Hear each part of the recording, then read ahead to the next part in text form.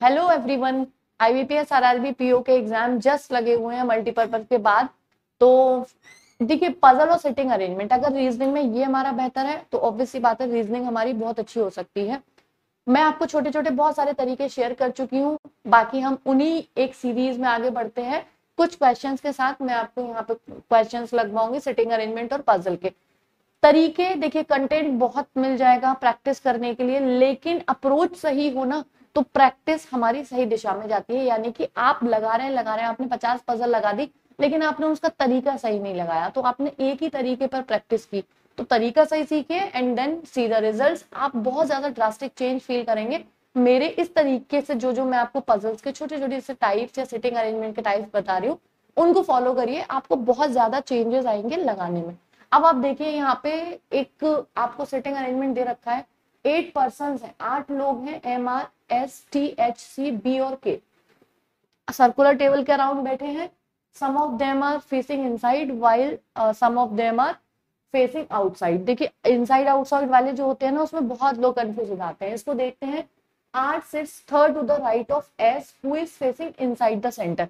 देखिए, मेरा एक सजेशन है, हमेशा क्या करिए, जो पॉइंट्स फिक्स हैं उन्हें साथ साथ लगाते जाइए, जो पॉइंट्स लगते हैं फिक्स नहीं है उनको हमेशा एक तरफ लिखते जाइए। बहुत ज्यादा पॉसिबिलिटी स्टार्टिंग से मानने की जरूरत नहीं है, क्योंकि एक बहुत छोटा सा पॉइंट है। स्टार्टिंग से अगर आप सारी पॉसिबिलिटीज मानेंगे, एक दो मान के चलिए कोई दिक्कत नहीं है, सारी पॉसिबिलिटीज लेके चलेंगे ना, 3 4, ऑब्वियस सी बात है आगे जाके पॉइंट कहीं ना कहीं तो कनेक्ट होते हैं ना, कोई फिक्स पॉइंट तो मिलता है ना। तो सबसे पहले आपको क्या करना है कि पढ़ते टाइम जो जो चीजें फिक्स है लगाते जाइए, जो अनफिक्स्ड है उन्हें अलग लिखते जाइए। लेकिन ये बात ध्यान रखिए, अगर आपने यहाँ तक एक पॉइंट पढ़ लिया, उसके बाद आपको दोबारा वो पॉइंट पढ़ने की जरूरत नहीं पड़नी चाहिए, क्योंकि यहाँ से लेके दोबारा से ये पॉइंट्स पढ़ोगे बहुत टाइम जाएगा। तो अब मैंने ये पॉइंट पढ़ लिया, 8 sits third to the right of S who is facing inside. तो एस इनसाइड है, आर उसके राइट में है। ठीक है भाई, पहला point. C sits second to the left of R. अच्छा, एक बात बताइए, आर का फेस कंफर्म नहीं है, तो मैं एक पॉसिबिलिटी तो मान के चल सकती हूँ, आर का फेस बाहर हो सकता है और आर का फेस अंदर हो सकता है। अच्छा, अगर इसके लेफ्ट में कौन है, कहा था, C sit second to the left of R. अगर बाहर की तरफ फेस है तो क्लॉकवाइज और एंटी क्लॉकवाइज, और अंदर की तरफ फेस है तो अपना राइट और लेफ्ट। ठीक है।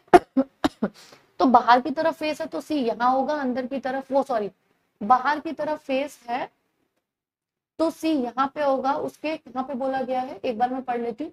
सी six second to the left of R. हाँ भाई, बाहर की तरफ है तो सी यहाँ होगा, अंदर की तरफ है तो सी यहाँ होगा। बिल्कुल ठीक लगाया था। चलिए, हमने ये पॉइंट कर दिया, इसको भी कर दिया। T sits third to the right of C.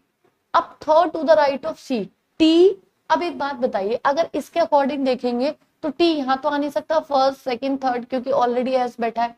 First second third, T यहीं आ सकता है। अच्छा, टी अगर यहाँ होगा तो सी का फेस कैसे होगा, कंफर्म है ना इस वाले में, क्योंकि क्या बोला गया, T is third to the right of C. और ये राइट कब होगा, जब इसका फेस बाहर की तरफ होगा।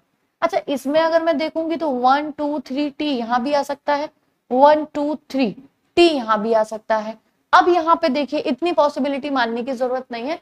इसका मतलब एक पॉइंट हम लिख लेते हैं कि जो टी होगा वो सी के राइट में थर्ड होगा।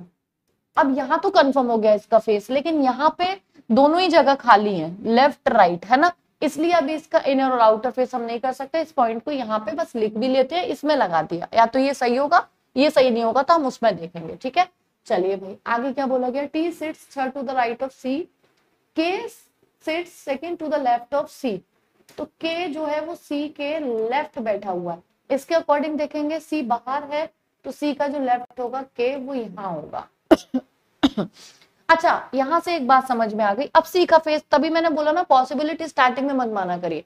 यहां से एक बात समझ में आ गई, अगर इसमें बिठाना है तो के से, वो सी से लेफ्ट को के है, यहाँ पे तो हो नहीं सकता, फर्स्ट सेकंड होगा यहीं पे। और ये लेफ्ट कब होगा, जब उसका फेस इनर तरफ होगा। तो यहां से पॉइंट क्लियर हो गया। और अगर इसका अंदर की तरफ फेस होगा तो सी से राइट को अगर टी है तो फर्स्ट सेकंड थर्ड, इसके हिसाब से टी यहीं होगा। सारे पॉइंट क्लियर हो गए। चलिए अगला देखते हैं। अगला क्या है, M sits second to the right of R. Second to the right of R, अगर बाहर है तो एम यहाँ होगा, अगर अंदर है तो एम यहाँ होगा। ठीक है, अगला पढ़ते हैं। B sits third to the right of M. B sits third to the right of M. अच्छा एक बात बताइए, एम का फर्स्ट सेकंड थर्ड और फर्स्ट सेकंड थर्ड, इसमें तो दोनों खाली हैं।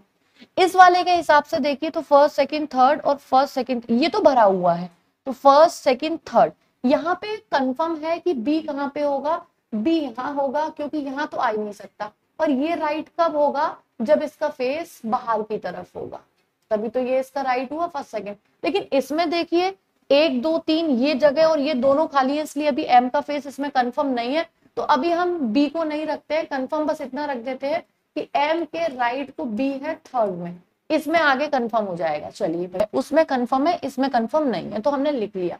लेकिन आपको क्या बोला गया है, जो बी है वो second to the right of S, S के सेकंड राइट पे नहीं बैठा हुआ, तो इसका मतलब है ये वाला कंफर्म गलत हो गया, ये नहीं होगा। ठीक है, अब जब ये नहीं होगा तो यहाँ पे एक बात बताइए, बी यहाँ भी नहीं होगा, सेकंड राइट में नहीं बैठा होगा, तो बी अभी तो देखिए यहाँ भी हो सकता है, यहाँ भी हो सकता है, अभी इसका नहीं लगा सकते, आगे देख लेते हैं।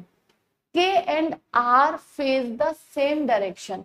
अच्छा के और आर का सेम डायरेक्शन है, के बाहर है तो आर भी बाहर है, ठीक है, but opposite direction to B, यहाँ पे कंफर्म हो गया, अगर के और आर बाहर हैं तो बी अंदर की तरफ होगा, ये बात अभी कंफर्म हो चुकी है कि बी अंदर होगा। अच्छा एक बात देख लेते हैं, बी अगर यहाँ और यहाँ दो पॉसिबिलिटी बैठ रही है ना, बी का फेस अंदर होगा और बी का फेस यहाँ भी हो सकता है। अच्छा बी से अभी कोई पॉइंट नहीं है, छोड़ दीजिए इसको, ठीक है ना। B and T face the opposite directions. अच्छा बी और टी, अगर बी का अंदर है तो टी का कहाँ पे होगा, बाहर ही होगा ना, ठीक है। B and T face the opposite directions, H sit second to the right of B. अब बी के सेकंड राइट में एच है। अब यहां देख लेते हैं, देखिए बी का फेस तो कंफर्म है ना कि अंदर की तरफ होगा, अगर बी का फेस अंदर की तरफ होगा तो बी या तो यहाँ हो सकता है या यहाँ, अगर अंदर होगा तो बी का राइट ये एच होगा, और अगर यहाँ होगा तो राइट ये होगा जहां एस ऑलरेडी बैठा हुआ है, तो कंफर्म हो गया बी यहाँ नहीं आएगा, बी यहाँ आएगा। और जब बी यहाँ पे आएगा तो उसका फेस अंदर की तरफ ये पहले ही सेट हो चुका है, तो एच कंफर्मली यहाँ पे आएगा। और आपको क्या बोला गया है, H sit second to the right of B, M and H face the same directions. M और एच का सेम डायरेक्शन है but in opposite to T, T से अपोजिट है, टी का अगर बाहर है तो एम भी अंदर होगा और एच भी अंदर ही होगा, ठीक है। और वैसे भी एम के थर्ड राइट को बी था, तो यहां से भी एम का कंफर्म हो गया। तो आपने देखा कि ये तो यहाँ पे गलत हो गया। अब यहाँ पे दो पॉसिबिलिटी बन रही थी, जो मैं पॉसिबिलिटी लेके नहीं चली, मैंने पॉइंट्स को अलग लिखना शुरू कर दिया। जब पॉइंट्स एक दूसरे से कनेक्ट हुए तो वो खुद जाके क्लियर हो गया कि बी का जो प्लेस होगा वो कहाँ पे कंफर्म होगा। बी का जैसे प्लेस कंफर्म हुआ, एवरीथिंग इज सेट, है ना।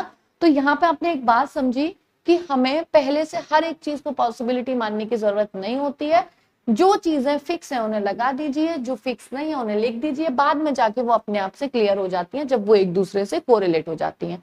ये बहुत बहुत बेहतरीन तरीका होता है, आप इन चीजों को, छोटी छोटी सी चीजों को थोड़ा सा अप्लाई करके देखिए and then see the result, आपको एक बहुत ड्रास्टिक चेंज मिलेगा अपने पजल्स और सिटिंग अरेंजमेंट में, ठीक है ना।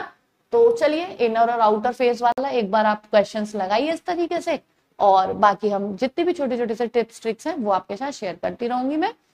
Thanks for watching. अगर आप चैनल पर नए हैं तो जुड़े रहिए चैनल के साथ, आगे नए ट्रिक्स अप्रोच मेथड्स सभी से रिलेट रहने के लिए। थैंक्स फॉर वॉचिंग, मिलते हैं अगली वीडियो में।